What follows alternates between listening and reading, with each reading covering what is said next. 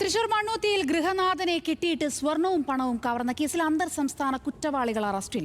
മഹാരാഷ്ട്ര, രാജസ്ഥാൻ സ്വദേശികളായ സൂരജ് പവാർ, ആകാശ് ഷിൻഡ, മജീദ് എന്നിവരാണ് പിടിയിലായത്. ലോറികളിൽ കറങ്ങി നടന്ന് കവർച്ച നടത്തുന്ന സംഘത്തിൽ ഉൾപ്പെട്ട 2 പേർ ഇനിയും പിടിയിലാകാനുണ്ട്.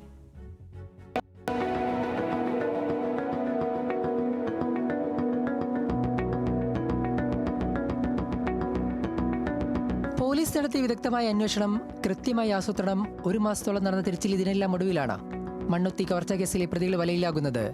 പുല്ലൂക്കർ സ്വദേശി സോമശേഖരനെ കെട്ടിയിട്ട് ജൂൺ 7-നാണ് 46 പവൻ സ്വർണവും 50,000 രൂപയും പ്രതികൾ കവർന്നത്. തുടർന്ന് തൃശൂർ സിറ്റി പോലീസ് പ്രത്യേക സംഘത്തെ നിയോഗിച്ച് നടത്തിയ അന്വേഷണത്തിലാണ് കവർച്ചയ്ക്ക് പിന്നിൽ അന്തർ സംസ്ഥാന കവർച്ചാ സംഘമെന്ന് വ്യക്തമായത്.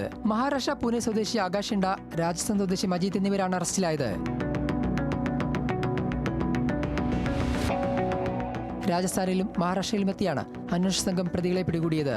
ഇതിനു പിന്നാലെ രാജസ്ഥാൻ സ്വദേശിയായ മുഖ്യപ്രതി സൂരജ് പവാറിനെ കണ്ടെത്താനും കസ്റ്റഡിയിലെടുക്കാനും അന്വേഷണ സംഘത്തിന് കഴിഞ്ഞിട്ടുണ്ട്. ഇവരെ കൂടാതെ പ്രതികളായ മറ്റ് 2 പേർക്കായും അന്വേഷണം തുടരുകയാണ്. പ്രതികളായിട്ട് നമ്മൾ അറസ്റ്റ് ചെയ്തിരിക്കുന്ന ആൾക്കാർ രാജസ്ഥാൻ സ്വദേശികളും മഹാരാഷ്ട്ര സ്വദേശികളുമാണ്.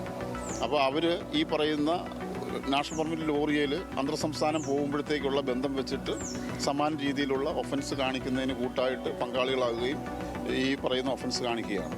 കേരളത്തിലേക്ക് വന്നിരിക്കുന്ന ഒരു ലോഡ് കൊണ്ടുവന്നപ്പോഴത്തേക്കാണ് ഇതവർ ആസൂത്രണം ചെയ്ത് പുലർച്ചെ ഏകദേശം ഈ പറയുന്ന 1 മണിക്ക് ശേഷം അല്ലെന്നുണ്ടെങ്കിൽ 2 മണിയോടുകൂടിയുള്ള ഈ ഒഫൻസ് നടത്തിയിരുന്നു.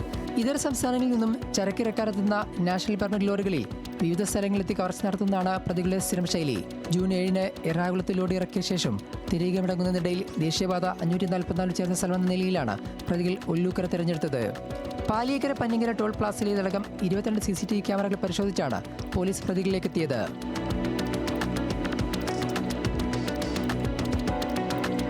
അറസ്റ്റിലായ മജീദിനെയും ആകാശിന്റെയും സംഭവസ്ഥലത്തെത്തി തെളിവെടുത്തു.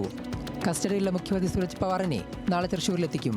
Thrissur city police commissioner Nakul Rajendra Deshmukh, ACPമാരായ KP Thomson, Sasidharan, C Biju തുടങ്ങിയവരാണ് പ്രത്യേക അന്വേഷണ സംഘത്തിന് നേതൃത്വം നൽകിയത്.